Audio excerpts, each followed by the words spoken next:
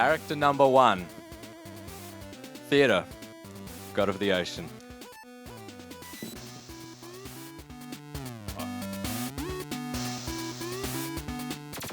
The character Theatre. Alright. Okay.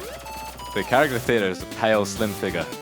His agelessness is often represented in his mannerisms. Defending his sainthood by isolating himself is the best defense he feels. The god of the ocean spends his lifetime in his room. His room consists of a bed, a black telephone, a sculpture, and a mirror. Theatre resists his past, and when he's overwhelmed, blackouts occur in the form of a spiritual performance. These would take place either in solitude or in the presence of other characters. He has no memory of the changes that occur in these blackouts. His only source is in the memory of his community, which he avoids. Theatre plays a modern character who needs his history to move forward into the future. Character number 2, the theatre dancer. The dancer plays a visual representation of a trauma response. He comes on the scene when theatre is asleep. The dance is a spiritual performance. It takes place in solitude. Only the audience bears witness. Character number 3, Olga, god of the air. The god of the air represents the confusion and misrepresentation of human insecurities. Olga's default communication style is asking too many questions, so he doesn't leave any space for them to be reflected back at him. His insightful and critical comments only serve his ego. Olga studies and pulls apart his friendships with quick and constant pokes. His fears are of others' judgments of him. He creates an importance around everything else. This serves to distract him from his inner turmoil. He passes time using interviewing techniques, but this is just a veneer of social normalcy. He doesn't actually care. He is socially inept and doesn't know how to show true affection. Character number 4, Asli, god of fire. The god of fire has good intuition. He has no judgment on others. Unaffected by moral dilemmas, he remains a mystery to others, giving truly little away, but providing light to all shades of human behaviour. He loves talking about taboos. Asli represents the truth. He plays a brief role in this world as an oracle, using the taboos as keys to his light on the subject at hand. He doesn't openly talk about his opinion, due to there being a certain degree of comfort in this world that these gods need to keep going. Character number 5, Alara, the water fairy. Alara is a beautiful water fairy. She lives in the lakes and rivers of the Caspian Basin in a tea room and grants the wishes of those she deems worthy. She is said to be capable of repairing broken hearts, making them capable of loving again. Her only downfall is that at times, she projects a lot of her own fears and insecurities onto others. Character number 6, Alara's projection, which is also played by the same character as Alara. The projection is a hologram reflecting Alara's insecurities and fears. And this is the cast of Cennet is Lost.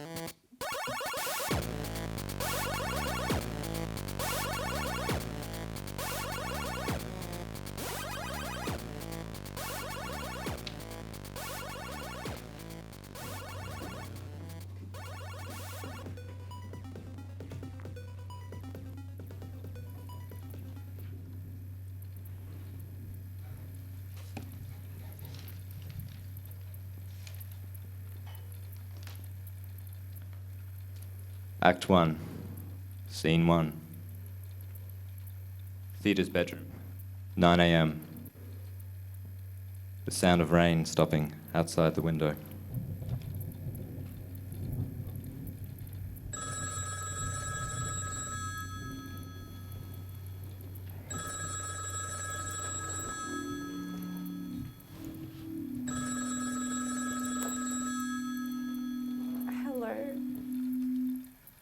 Merhaba.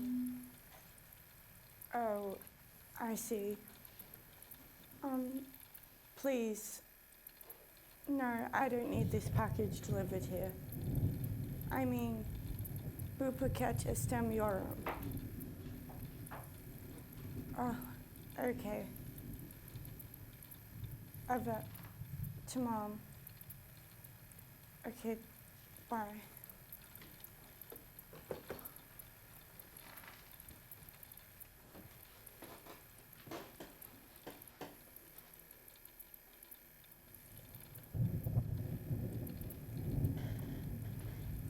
Why now? The past follows me here. I do not want this package delivered here. Has my absence not shown grace to the tale of my life? At least even a glimpse of potential sainthood in its redirection.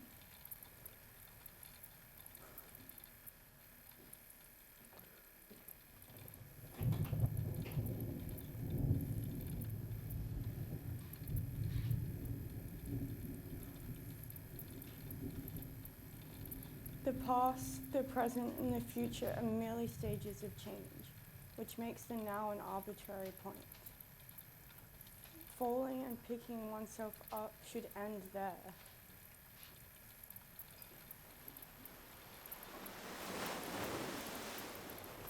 I feel endless ripples in my ocean.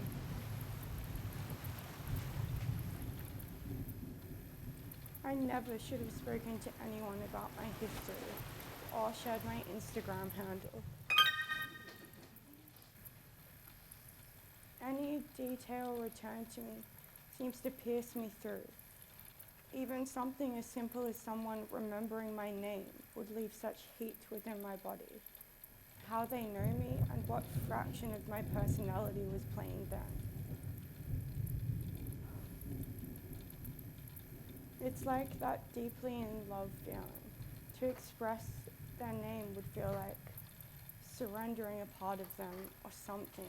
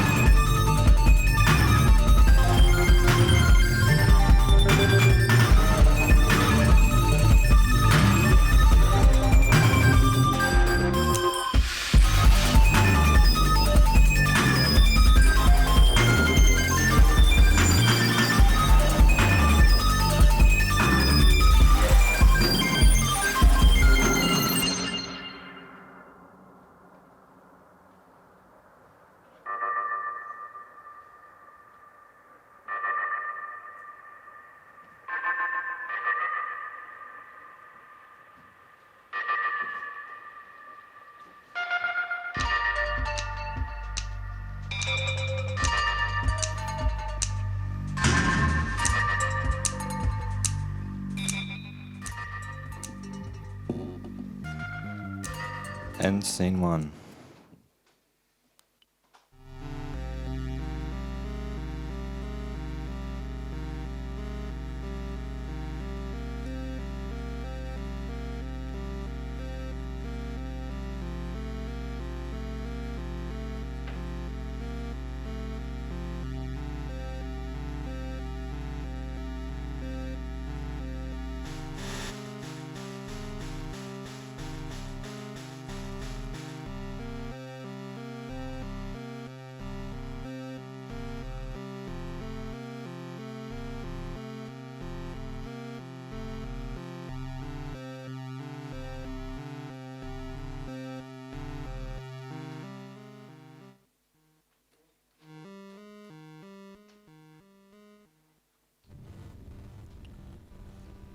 Act 1, Scene 2. Theatre's bedroom, 9:15 a.m.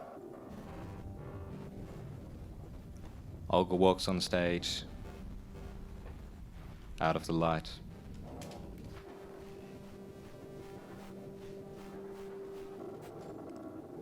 Dressed in a jacket with clouds and the words printed, "Sub for you."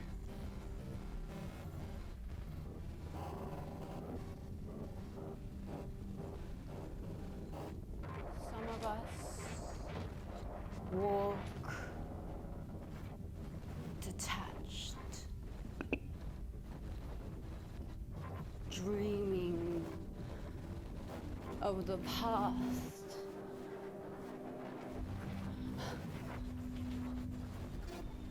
And some of us have realized that we have lost the trick of standing in the sun.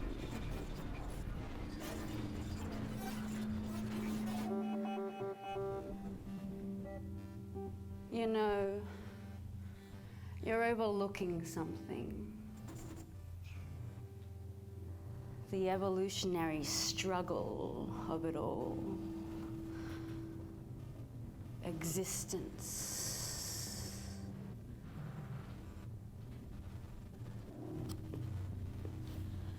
And a million victims before you. Do I look like a discount variety store to you? You've come here examining pieces of me like little trinkets again. I was hoping for a little bit of yarn play. Excuse me? Yarn play? What the fuck?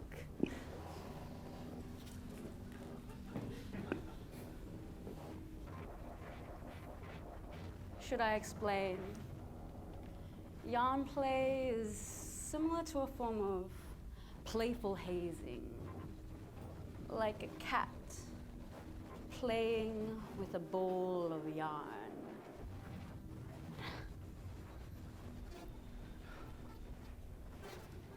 Let me drink this cup of water in hopes that it will cool down the observer within me.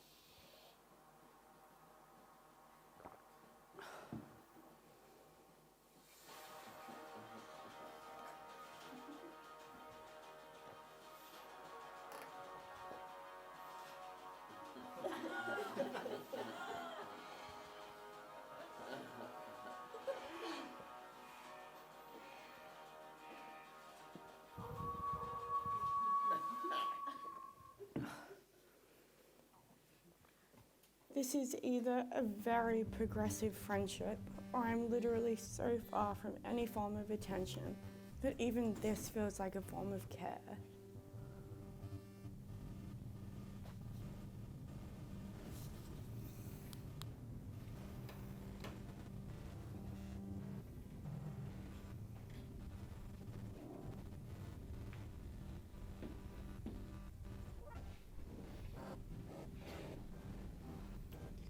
No water can cool your internal burning. It makes no sense why you should be considered the god of the ocean. You seem more pleased in grounding yourself rather than twisting with the current.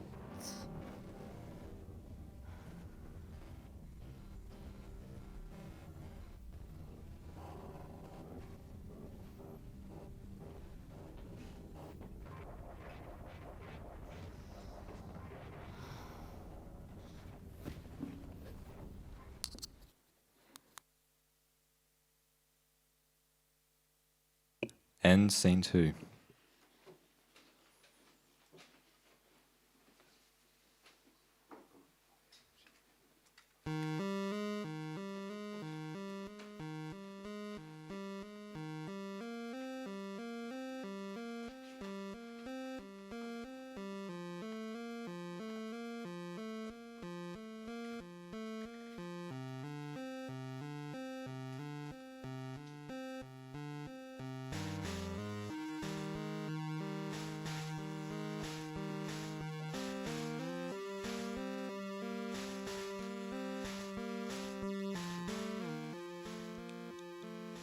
Act 1, Scene 3.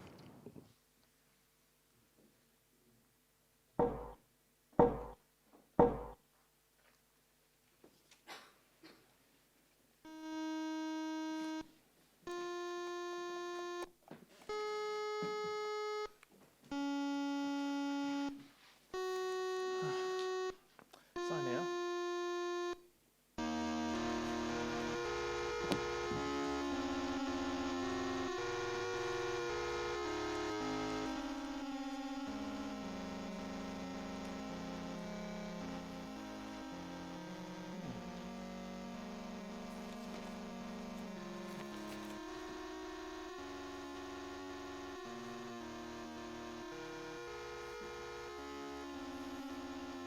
Oh, look here. I detect goosebumps. Each little one recalls a moment that has passed in this room before my arrival.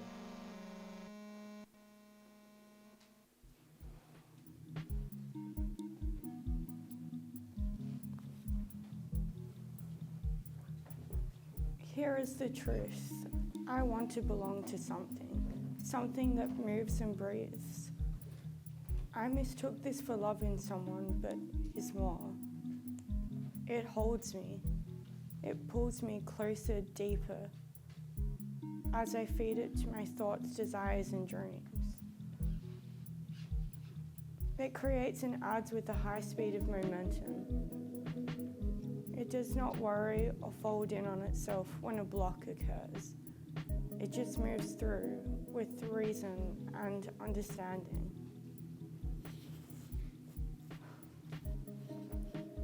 I know why I have not attained this unknown. It's because of my past. I run from it, but it holds me. And now it's here.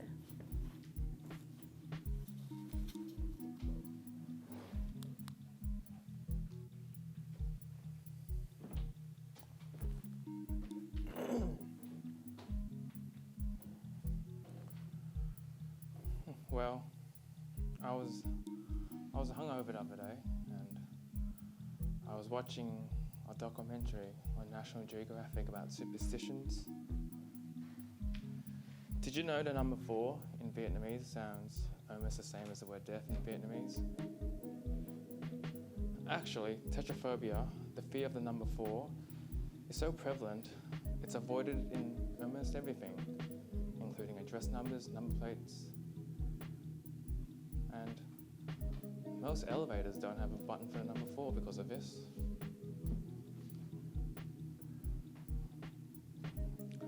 I was in Jordan on my way to Mexico City once upon a time, and I stumbled upon a library where I read this ritual about rabbis. When they pray, they hold the scripture close to their heart. This is so that the words would fall back into the script. So, I guess your heart breaking is your ego cracking, which I guess is when you experience the truth. So when that bone breaks, it needs to heal correctly, or it will heal the wrong way. This reveals itself in personality, a badly healed bone. True?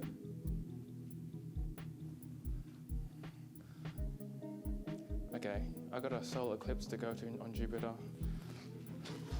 I gotta get the fuck out of here. See ya.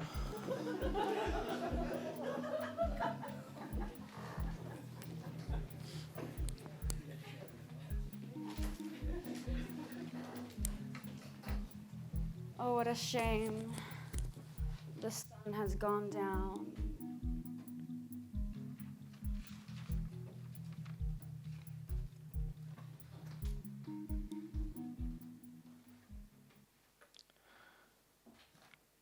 And scene 3.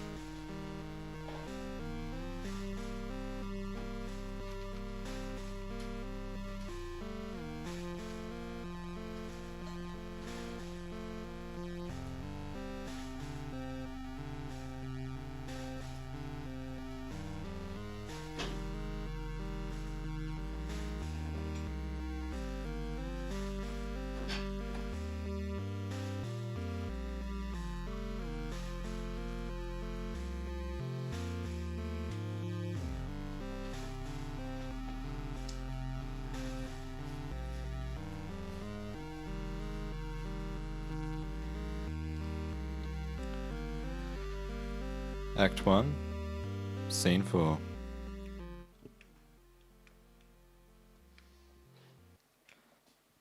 to please me, not to please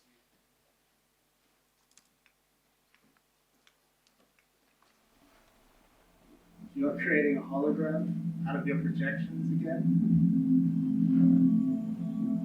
Someone told me once that I exaggerate what I think is there, give it all air, and turn it into a feeling of fear or lack of acknowledgement from that person.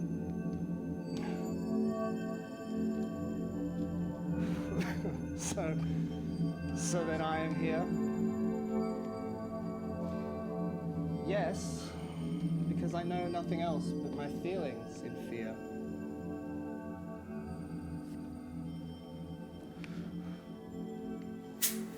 Feelings? Or do you mean your projection of fear? Well, projections are used as a defense mechanism, and defense mechanisms can be used to cope with feelings and emotions, i.e. fear.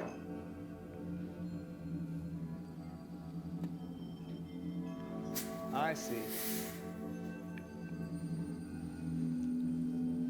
Sometimes we have trouble coming to terms with or expressing our emotions. In this case, you are challenging me. So I guess this creates fear in itself, therefore, you exist. I dream to grow from this projection, but I'm surrounded by people that think only of themselves, and this adds to my distraction on self-improvement. Growth is in solitude.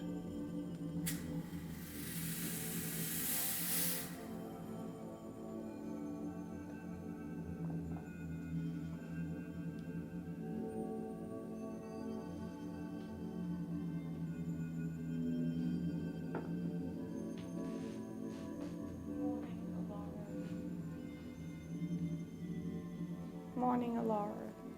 This came for me. Can you tell me what's inside it without opening it, please? It seems you're walking around with a lot of weight.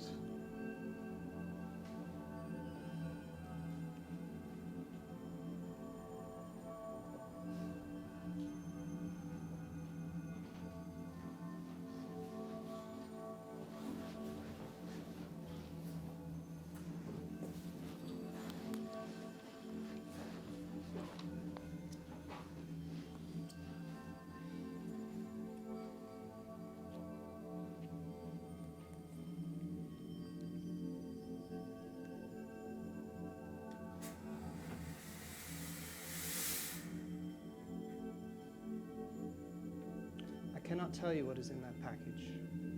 You knew that already. I cannot even be here when you open it. If you were to open it with me here, there would only be the narrative you would tell yourself in this present. So what is the real reason you're asking me this question? I can see that you're not here in the present. So really, who am I playing from your past? Why don't you tell me that, so that we can begin?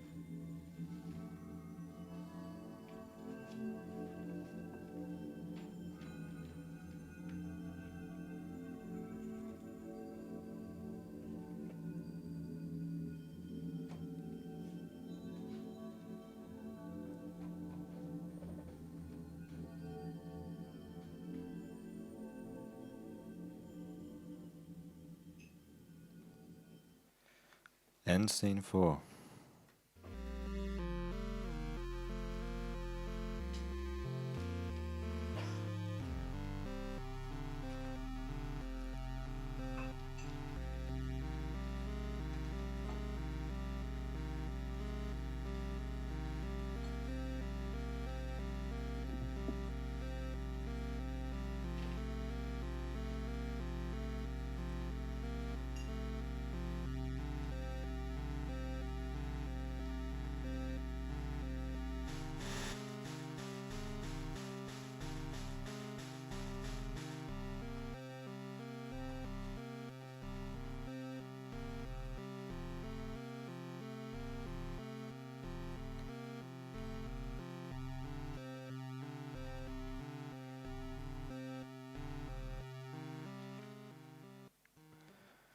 Act 1, Scene 5.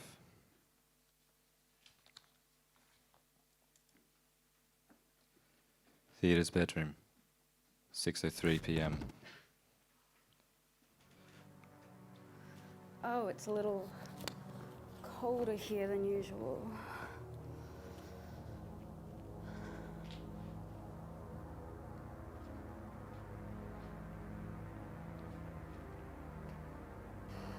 I've had enough now, Theta. Aren't you sick of always being the focal point? Still asleep, hey? Did my observations put you into another slumber? I know this year you've been trying to understand your own sadness. But this is something to celebrate.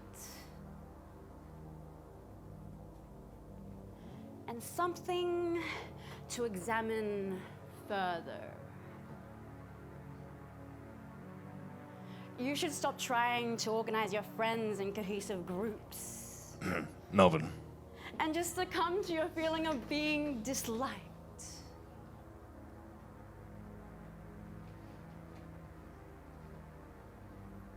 No response to this, I see. Well, I think answering these questions is your next task for this year.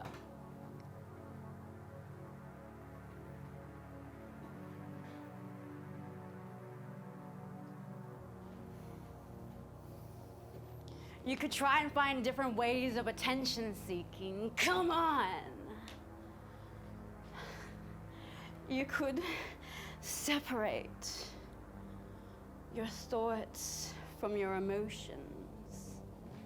They cloud your thinking.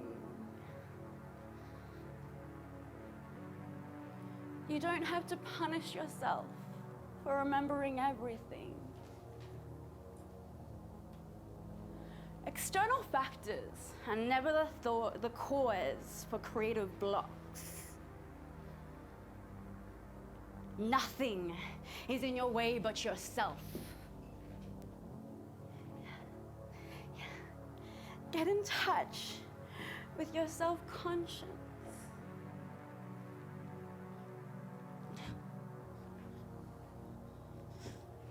Stop using me as a device to play out your thoughts and feelings.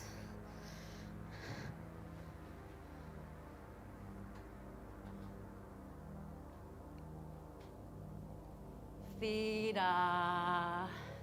It's time to wake up. This is pathetic.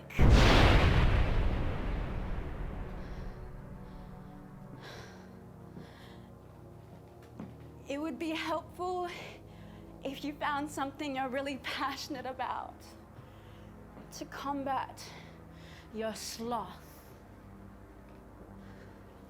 Your slothliness disgusts me. Be useful. What do you contribute to? I see no evidence. Get up! Try to be really explicit about your personal strengths. Like me. You know the way I...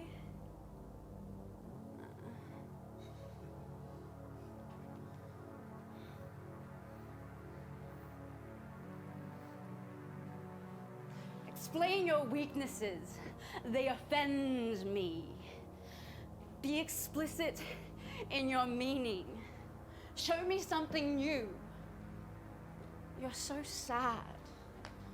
Enough of this wallowing. Why won't you get up?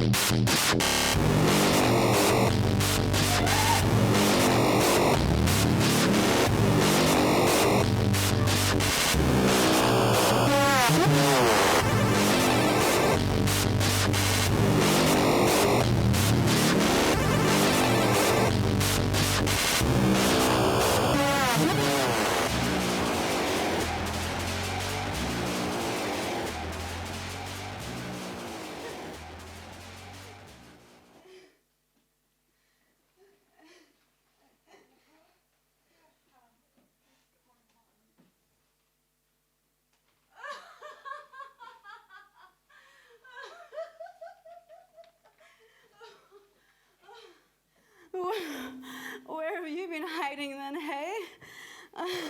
Olga, are you okay? Boy, is my face red.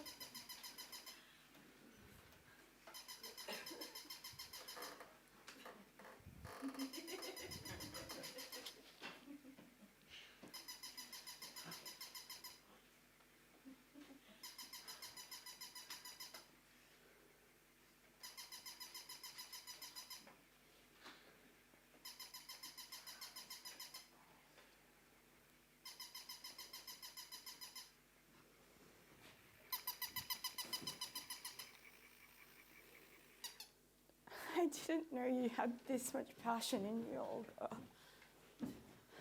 Where were you?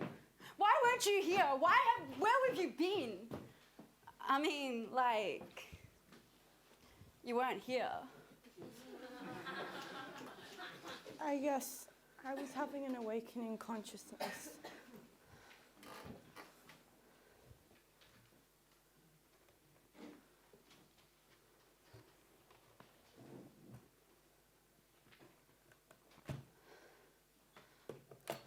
Why do you come over here? I don't think the reasons for you coming here are quite clear anymore. You're really denying my gratification, Theta. Do you come here just to vent out the disdain in your own life? What? Before you react, think. I know very little about you. Do you exist outside your impression of me?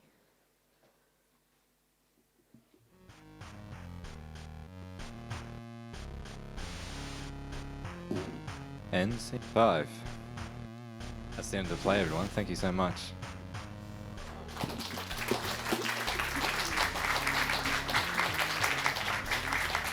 Thanks to the crew, y'all.